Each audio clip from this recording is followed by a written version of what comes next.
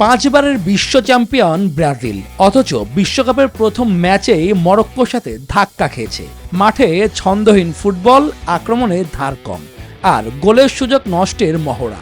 সব মিলিয়ে সমর্থকদের কপালে চিন্তার ভাঁজ।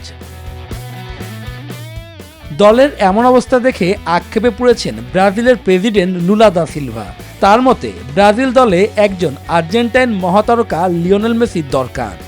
আমি ভাবছিলাম মেসিকে ব্রাজিল দলে নেওয়া যায় কিনা। মরক্কো এই গ্রুপে ব্রাজিলের সবচেয়ে কঠিন প্রতিপক্ষ ছিল।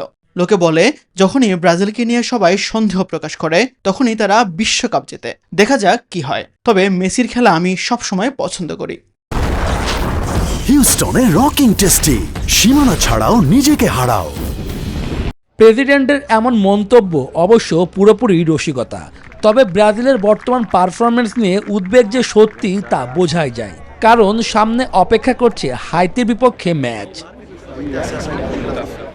এর মধ্যে দুশ্চিন্তার নাম নেইমার। গুঞ্জন আছে চোটের কারণে হাইতির বিপক্ষে মাঠে নামতে নাও পারেন ব্রাজিলের পোস্টার বয়।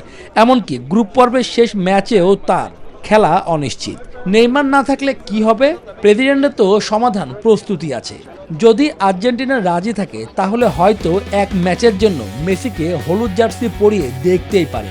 যদিও সেই দৃশ্য বাস্তবে দেখা যাওয়ার সম্ভাবনা বিশ্বকাপ জেতার চেয়েও কঠিন। শুভদেবনাথ, নিউজ 24।